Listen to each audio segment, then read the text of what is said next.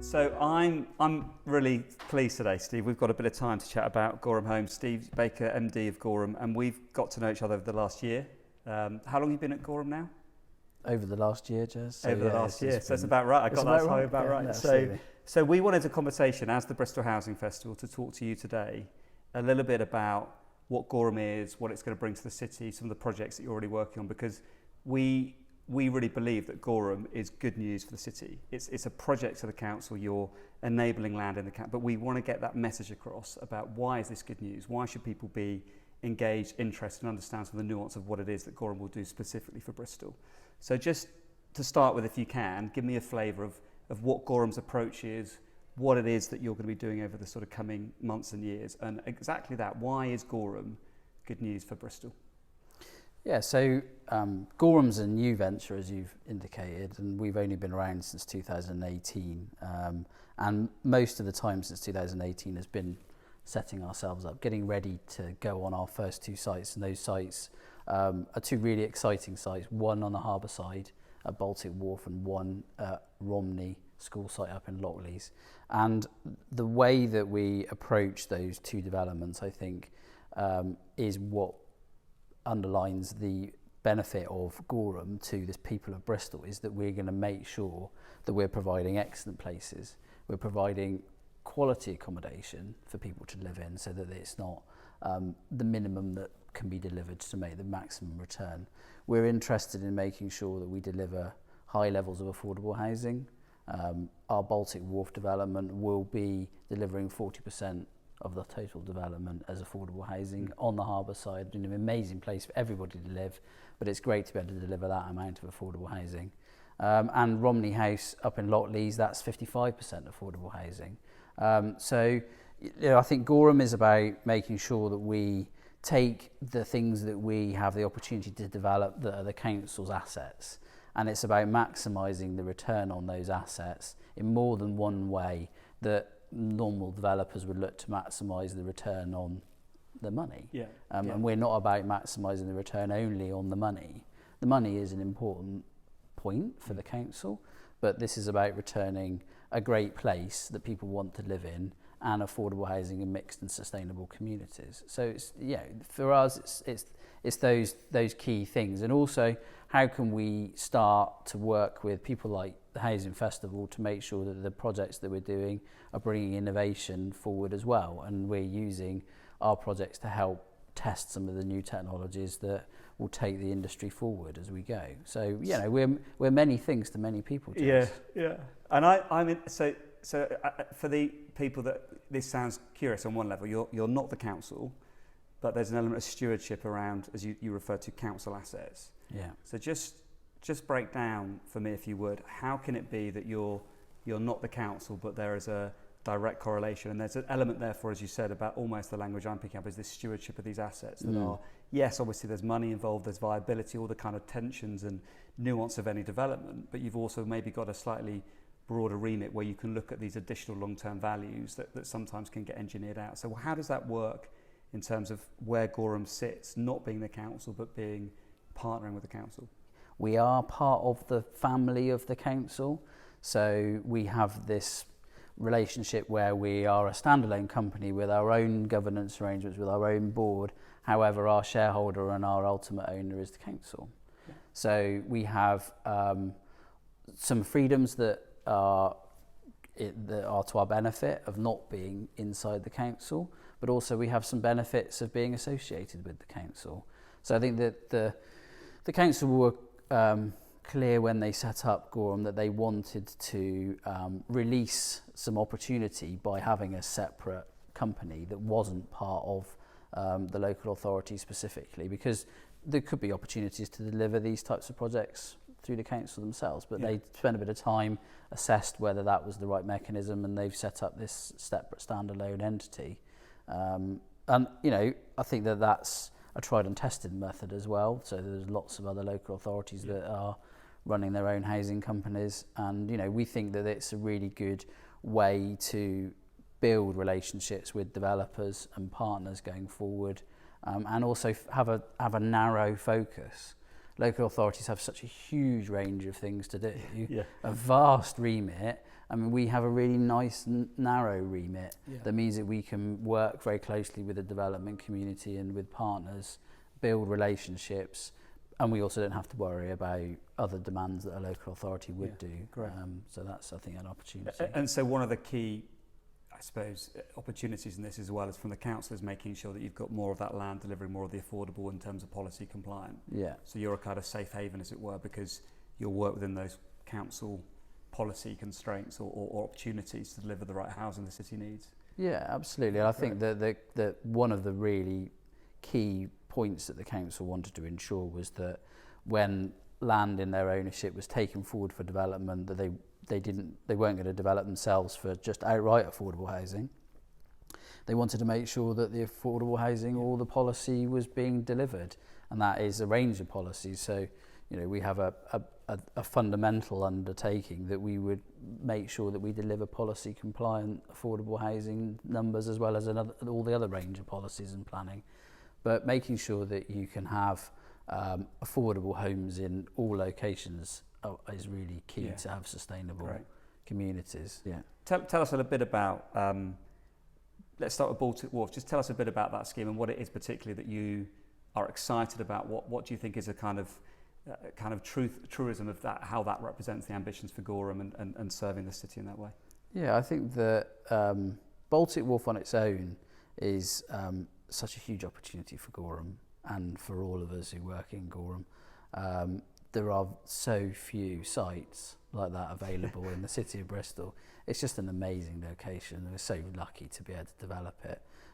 It'll be a fabulous development when it's complete. We've got a great partner with Hill, who are new to Bristol, come with a great track record of delivery in the South East and in London, and we're really excited by the designs that they've put forward. So, what we want to do is we want to deliver a great housing development by the waterside, but also what I've said to the team is that what we want to do is deliver that development, and that area that we've been in is enhanced as a place that people can go. If we can be the new Wapping Wharf, that would be the success. It is a pretty well unknown area, I think, of the harbour, down that little area. And I think it's got a lot of potential.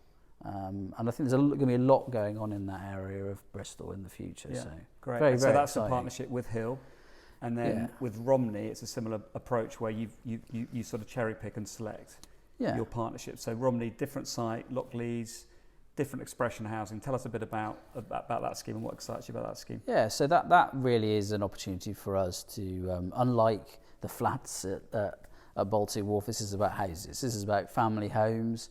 There's an opportunity for us to look at some modern methods of construction on that development. We've spoken to Vistry about that, who are our partners. Vistry, who used to be Galliford Try Partnerships, now part of the Vistry group that was also Bovis. Very confusing, isn't it? So they're our partners on that, with a great track record of partnership delivery, and it's like I said, it's different. It's about families. It's about a community that we've just been there today as a team and walked around, walked on the site and had a look. It's been demolished now. We're getting really close to being able to get started, and that's really exciting. It's a really interesting development, I think, from my perspective, that the housing is centred around some really nice, strong communal space, the ribbon of green that runs through the centre. And I think it's so close to the park. It's a fantastic location, really, to be able to build new homes. And the community have been supportive of that development. When we've done the public consultation, they've welcomed the arrival of new homes in that location, which is great. Which is not always the benefit of having a supportive community. And I remember seeing some of the plans as they were coming through with Galliford Try, and some of the communication around the social value that we're building into that scheme. I think there's so often the headline doesn't really explain the sort of bigger picture of what's going on for that community. And of course, in that area, we've got a lot of development going on. And I know that, again, it's great, isn't it, that Goram are in there working with the community. And one of the things we've talked quite a bit about is this challenge of creating greater trust, this greater sense of consultation. What does it look like to really build that trust? And I know that's something we want to look at for Goram in the future as well. Now, the housing festivals, because we've talked a lot about this, very passionate and committed to MMC. modern methods of construction, this new way of building manufactured homes rather than traditional sort of brick and block. We've also talked a lot about that it's new, so it's challenging, it's innovative, it creates problems. But both of the schemes, Vistry are looking at an element of that site to have some MMC. There's also a sort of connection with Hill, or not on that site. Do you want to just say a bit about the connection with Hill Homes and their offer to the city in terms of their foundation? Yeah, so they've got a foundation project that they're working on with Bristol, and I think they're looking at for a location, aren't they, to do some temporary housing. So it's housing for homeless people to move into as move-on accommodation. It's not permanent accommodation, and it's a bit similar to other projects that have been done by housing associations in the city, isn't it? Looking at modular, looking at off-site, being able to come quickly into a location, build some accommodation to meet what is an urgent demand. I mean, there are lots of people in the city of Bristol who don't have appropriate accommodation, and that, and as you said, somebody who spent a long time now working in housing, that's what one of the things that motivates me is to make sure that we can, from the affordable housing side, get people homes that people desperately need. I mean, we were out looking at sites today, and there are people living in huts in the trees. Which is terribly sad. It's not what we want to see, and we want to be able to provide people with a home. Yeah, and actually I think so often the scale of that need now is so acute and so sometimes overwhelming that it's very tempting to think the challenge is too big, and yet actually, you start to add the numbers up, Baltic Wharf, 40% affordable, 5% at Romney. There's the scheme that we're also looking at within Bristol with Legal and General Modular, and that's going to deliver 50% affordable. And then you've got this additionality with the sort of the Hill Homes offer, where they're saying, here's another 8 homes to the city for free. And I think, it's creating that confidence and that hope that actually with the right partnerships and collaborations, you can start to tackle that rather than feeling, my gosh, it's too big a problem. And I think between us, we're quite optimistic, aren't we, that you can start to chip away at this and actually create good news stories for the city, which is what we need to be doing. No, absolutely. I think Bristol have got a fantastic opportunity to be able to deliver lots of affordable housing through mixed developments that in some areas is really challenging to do. You can use the viability options that you've got in Bristol to help maximise those balances of tenures that, in some areas where lower values are harder to achieve. So I think Bristol have got a lot of things going for them as an area. I think it does worry, I think, most people as to the affordability of Bristol because of its popularity. Is how do we balance what we're doing so that isn't a rush to higher prices all the time. If we're talking, more generally, the broader market. In the broader markets out there, and there was something in the press today about more people moving from London, which is, a credit to the city of Bristol. But with a finite amount of demand, that creates more pressure and not more land that we're growing. There is no more land. But as you and I know, if you fly over our lovely green and pleasant land, there's lots of green and pleasant land, and not a lot of houses really. So there are lots of opportunities for more homes to be created. There are lots of opportunities in Bristol. Bristol actually is an incredibly dense city, one of the densest cities in the UK. So densification may not necessarily be the answer for Bristol, but alternative use, there's lots of industrial in the centre that, I think over the coming years will start to move and relocate and free up. Post-COVID-19, a challenge to the high street. I think absolutely that the high street is going to be fascinating. There've got to be ways for us to mix that opportunity of accommodation and commercial space so that people can have opportunities for employment, because we can't just let the high street disappear and not replace those jobs, because that's going to be a significant problem. So it's a challenge. Thankfully that's beyond the remit of Goram. So we defer to our colleagues at the council. Absolutely. On the high street. But part of your challenge, and again one of the areas that we're looking to how we can partner and do sort of expressions in the city is around this thing of innovation. This sort of broad term that can cover a multitude of sins, but also a multitude of opportunities. And thinking particularly around sort of, we face a housing crisis, a climate crisis, we face some of the construction skills challenges in terms of the industry and the workforce there. What are the areas for you with Goram and thinking about how we can partner that particularly intrigue and excite you in terms of what Goram can start to do in terms of the exemplar and the opportunities to build some of the schemes? Yeah, you've given me a lot there, Jazz. I have. It's a big question. There's some big questions, but I think that there's real opportunities to do more with employment and skills, and that's something that I'm quite passionate about. I think that we really, that's where I've come from. Yeah. I really feel that we need to be giving as many opportunities as we can to build employment in the city, and I think that's an area that we could do more in Goram. I think that we've needed to get going, we're getting going, and then we need to reassess now and make sure that we're doing all that we can from a social value perspective to make sure that we are reflecting the fact that we're owned by the people of Bristol for the people of Bristol, and how can we make sure that we're creating opportunities for the people of Bristol, and those being for me skilled and long-term opportunities, not gate men and low-skilled opportunities. I think that I want to really look hard in the coming years about how we can create long-term skilled professional opportunities for people to have the skills for the future of the construction industry. I think if that's not too grandiose, that would be really key from my perspective to be able to try and do that. And I think that that's a real challenge at the moment in terms of the delivery part, the doing bit, because what will the doing look like in 10, 15, 20 years' time? So having people with a range of skills to be able to respond to the change of materials that will come through off-site or modern methods of construction, I think will be key, because there will always be a role for lovely buildings that we're sat in at the moment made of wood and stone, but I think that housing is on a journey to move to a new way of constructing homes that in the future will be, I feel definitely will be a home built in a factory and will be built away from a field, because you wouldn't build your car out in the rain all through the winter as we build houses. No. So, I think it makes logical sense not to build houses in the rain in February. Yeah.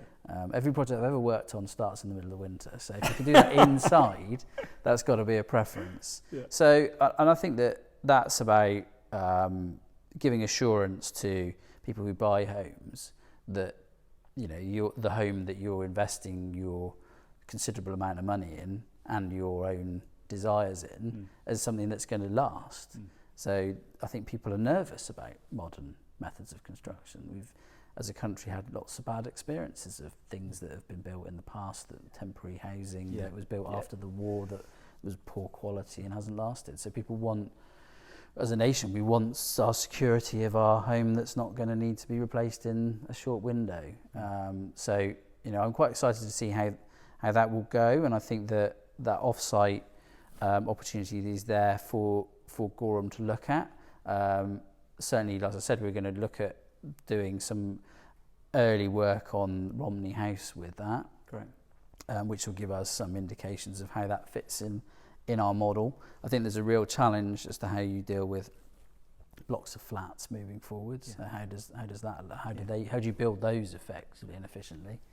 And we're really keen to work with the Housing Festival to explore how you do dense high-rise urban development in an innovative and forward-thinking way that we can be proud to walk away and come back in 30 years' time and not have to look the opposite way. Yeah, right. And that legacy of that, which is around that community space and not just sort of some of the sort of unintended consequences we see in COVID-19, where people haven't had that space to gather and enjoy life. So I think that we've had a lot of reflective time, haven't we, to think about what does it look like, what does your home look like, and I think people have still wanted to move house during COVID, and I think that's a reflection on that people will spend a lot of time in their home, and we don't know what the future will hold, and we don't know how much time we'll be spending in our homes.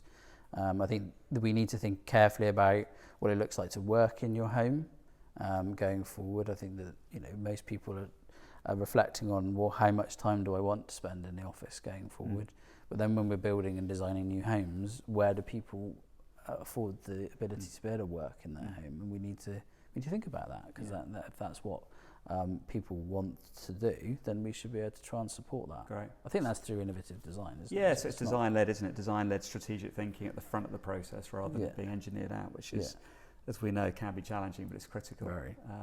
And just a couple of final questions then. So if I'm a resident of Bristol and I'm walking around sort of Baltic Wharf, when might I start to see, I don't want to hold you to dates on this because it's never, but what would be your hope in terms of Baltic and Romney when we might start to see something on the ground rising from the ashes there? What sort of time frame? Well, hopefully there'll be no ashes, Des. But well, when we'll be getting started? I mean, there's the small matter of the planning system to navigate, and Romney will definitely be the first way out of the ground, and we hope to be starting that beginning part of next calendar year. Great. So, sometime after Christmas we'll definitely be in the winter. Right. In the normal traditional time for starting. And the Baltic actually is a little bit tricky to say in terms of when we may start, because we're really on the planning journey at the beginning of this now. Yeah. So as the summer goes on, we want to now start to talk to the community about our plans, reflect on what the community tell us about what we're planning to build on that site, and then go through the planning process. Now, if we pegged it out and put a program and said this, and then we're going to start then, I think that what I would say is that that's not usually the reality. So we'll have some unintended consequences of things that will happen as we go along, and it will move around. But again, 12 months time, I'd like to hope that we would be getting somewhere close to being able to start. And again, with that process of making sure that consultation is genuine and building that sort of community impact, right? Because there can be some cynicism, can't there, about consultation and prejudgment of things. So. Absolutely, and I think that what I'm clear on, what I think consultation means to me is, I think that we want people to be able to have an impact and an input into what we're doing. I don't, it's not, consultation for me isn't about a blank sheet of paper and so what would you like to do. Yeah. I think that what we need is we need to say, well, look, these are the things that the principles of what we think will work, and then how do you think this works for you as residents, and then we can then adjust those so that they can be the best outcomes. Correct. I think that how do we do that at the moment, I think, is a significant challenge for everybody to understand how you do great consultation without being able to do big groups of people meeting and having a conversation. And how do you reach out to underrepresented groups in consultation? Consultation generally tends to be a rather narrow slice of society. And we in Goram are really interested to build on how we access the community as a whole when we arrive to do a development, and really talk to everybody about it. Yeah, and that's something we're keen to work on with you, aren't we? Draw other experts in so we can use that as a real exemplar. That's great. Because I strongly believe that at the moment planning is the wrong way around. That planning looks at how many people have complained about a development as opposed to how many people are supportive of a development. And I think there's an assumption that the majority are silent, therefore they're supportive. Right. How do you get those supportive voices out of the world that I don't worry about it can just carry on in that apathy? To get that more balanced measured. Yeah, no, absolutely, because we've all seen the feedback in planning is generally negative. And I think that there's an opportunity for us to think about how that could be more balanced so that we can hear the voices of people that say, actually, I think it's a great idea to be developing new homes in this area. And I think that would be really something that I'd be really proud of if we've been able to achieve that during our time in Goram. Well, Steve, I like many other people, I'm looking forward to seeing these developments start to move in the next few months, and as the Bristol Housing Festival, I know that we're really excited to be starting some of these conversations with Goram and seeing how we can collaborate and create these sort of ecosystems of collaboration across the city to do I suppose, how do we build this quality housing, this affordable housing, contributing really good housing for the city. And I'm delighted that you're at the helm of Goram, and we're looking forward to seeing what's going to happen in the next years to come. So thank you for your time today. Thanks, Jess. And look forward to working with you and sharing more stories in due course. Absolutely. Great. Thanks.